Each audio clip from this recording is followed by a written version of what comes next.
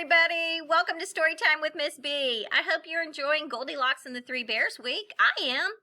Today I have one of my favorite versions of Goldilocks and the Three Bears. It is set in the Wild West. So you're going to notice different details and elements that absolutely pertain to the Wild West. Now, Susan Lowell wrote this story and Randy Cecil did the illustrations for Dusty Locks and the Three Bears. Once upon a time, way out west, there were three grizzly bears who lived together in a neat and tidy cabin in the woods. One was a little bitty bear cub, just knee-high to a bumblebee. One was a mild-mannered, middle-sized mama. And one was a great big, humpback, gray-haired grizzly, 9 feet tall and cross as 2 sticks.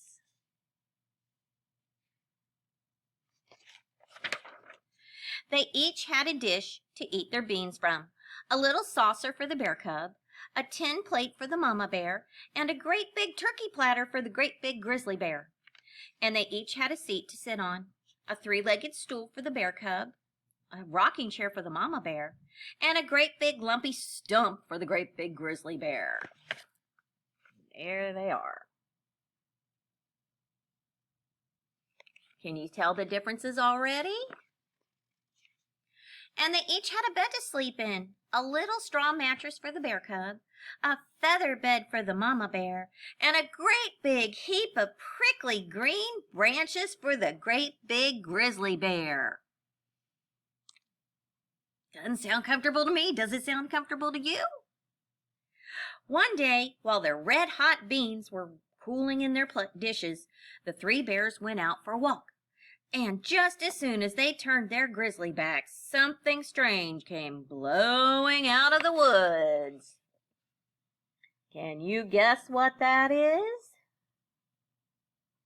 Let's see if your prediction is correct. A cloud of smoke? A swarm of mosquitoes? No, sirree, it was a dirty little girl. She hadn't had a bath for a month of Sundays, so everybody called her Dusty Locks. But Trouble was her middle name. The little outlaw had run away from home without stopping to kiss her mama goodbye.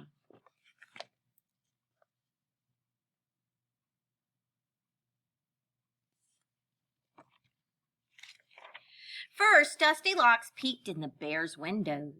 Then she squinted through the keyhole of the cabin door. Finally, she barged right straight inside.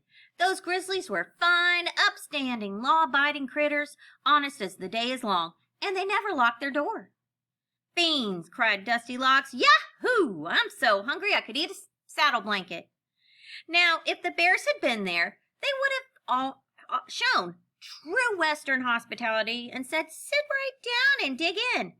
But crusty little Dusty Locks didn't wait to be asked.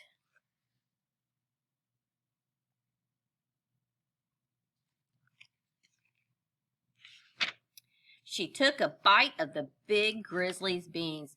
At first, Dusty Locks smacked her lips, but then she let out a yell. Woo-wee! A wildfire flamed inside her mouth. She howled louder than 10,000 coyotes. And Dusty Locks said a very bad word. You see, the great big grizzly bear liked his beans chock full of chili peppers. Too hot, gasped Dusty Locks. When the fire died down, Dusty Locks took a bite of Mama Bear's beans. Now, the mama liked hers plain, no salt, no nothing. Said Dusty Locks and spat them out. She had no more manners than a pig in a peach orchard. Then she took a bite of the bear cub's beans. Just right, said Dusty Locks, and she gobbled them all up, licked the saucer clean, and burped.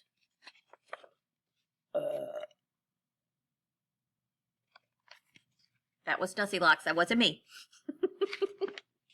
Next, Dusty Locks sat on the great big grizzly bear's stump. I'm rough and tough, she bragged, but it was even too lumpy and bumpy for her. And then she tried the Mama Bear's rocking chair, but it had too many fancy-dancy cushions for her, so she plunked herself down upon the bear cub's three-legged stool. Just right, said Dusty Locks. But that heavy little roughneck sat the poor stool right into the ground. This made her madder than a half-squashed hornet. She kicked the pieces out of her way and stomped upstairs.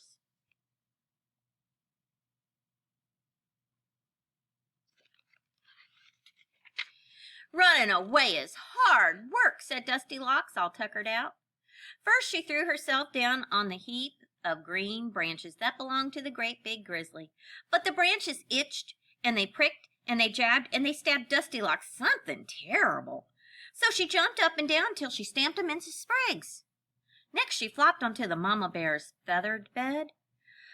Ah, sighed Dusty Locks, mighty fine. But then she sank deeper and deeper and deeper and ooh, cried Dusty Locks, too soft, get me out of here. And then she tested the bear cub's little straw mattress, and it was neither too hard nor too soft, just right, said Dusty Locks, and she covered herself up and fell fast asleep.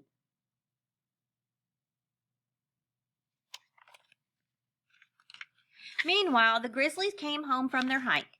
At first they figured their tidy cabin had been struck by a sandstorm. But when the great big grizzly took a look at his dinner, he got riled. "Someone's been eating my beans," he growled in his great big rough gruff voice. "Someone's been eating my beans," said the Mama Bear in her mild manner, middle-sized voice. "Somebody's been eating my beans too and has eaten them. Oh! Ah!" squeaked the bear cub in his little bitty baby voice.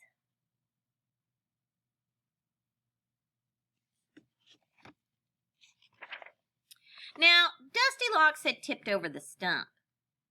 "Someone's been sitting in my chair," growled the big bear in his great big grouchy voice.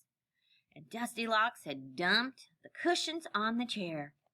"Someone's been sitting in my chair," said the Mama Bear in her middle-sized voice. "And someone's been sitting in my chair and smashed it all to flinders," squeaked the bear cub in a little bit bigger voice than before.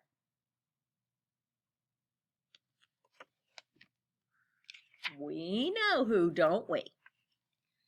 The great big grizzly got really riled.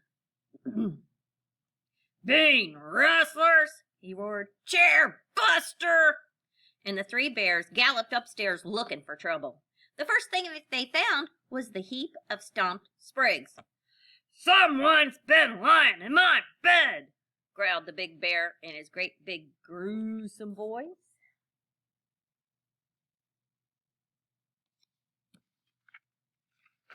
Then they saw feathers scattered from here to breakfast. "Someone's been lying in my bed," said the Mama Bear in her middle voice. And then they saw the little straw mattress with a rumpled blanket and a dusty, dirty head upon the pillow. "Someone's been lying in my bed, and here she is," squeaked the bear cub in the biggest voice he had. "Well, I'll be bum-fuzzled," growled the great big bear, scratching his grizzly gray head in amazement. "Land's sake," said Mama Bear, "smells mighty whiffy in here." "Pee-you!" squeaked the bear cub. "Is it a skunk?"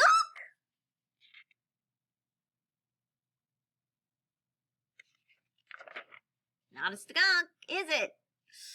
When Dusty Locks heard the big grizzly's voice in her sleep, she dreamed of thunder and lightning. And when she heard the Mama Bear's voice, she dreamed of her own mama. But when she heard the bear cub squeak, she dreamed she had a bug in her ear and woke right up. And when she saw three grizzly bears staring at her, Dusty Locks was so scared that she tumbled out of bed, took a flying leap through the open window, and made tracks for home. She vamoosed so fast the dust didn't settle for a week.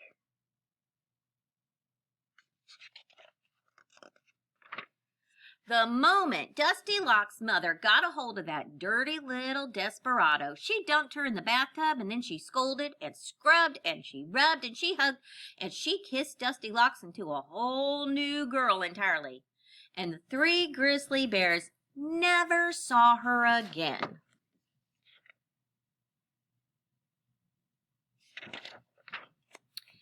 Or if they did, they never recognized her.